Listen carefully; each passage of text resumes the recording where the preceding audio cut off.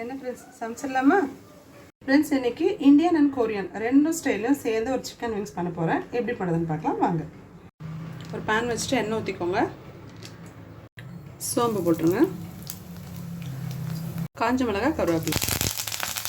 இது இந்த மாதிரி பொடியாக கட் நல்லா வதக்கிக்கோங்க.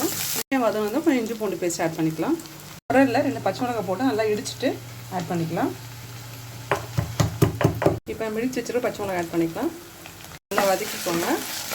இப்போது ஒரு 6 பச்சை மிளகாவை தண்ணியில் போட்டு ஊற வச்சுக்கோங்க. அதிகமாக வேணும்னா நிறைய மிளகாய் சேர்த்துக்கோங்க. ஸ்பைசி கம்மியாக வேணும்னா ஒரு 3 மிளகாய் போட்டாலே போதும். அது கூட சீரகம் ஆட் பண்ணிக்கோங்க. கொஞ்சம் உப்பு ஆட் பண்ணிக்கலாம். ஸ்டேஜில் விங்ஸ் ஆட் பண்ணிக்கலாம். நல்லா மிக்ஸ் பண்ணிக்கோங்க. மிக்ஸ் பண்ணிவிட்டு ஒரு 5 மினிட்ஸ் மூடி போட்டு விட்டுருங்க.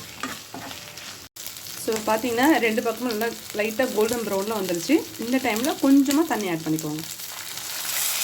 இந்த ஸ்டேஜில் கொஞ்சம் கரம் மசாலா ஆட் பண்ணிக்கலாம். நல்லா மிக்ஸ் பண்ணிக்கோங்க.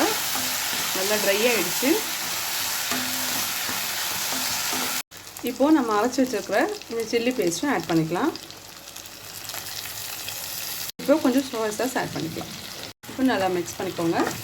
பார்க்கவே செம்ம டெலிஷியஸான லுக்கில் இருக்குங்க. Indian masala and Korean style look. ஃபைனலாக ஒயிட் எள்ளு நம்ம கார்னிஷ் யூஸ் பண்ணிக்கலாம்.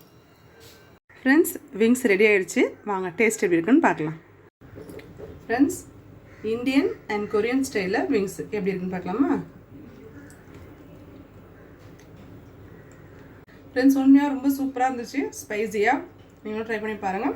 கண்டிப்பாக நல்லாயிருக்கும். நெக்ஸ்ட் வீடியோ பார்க்கலாம்.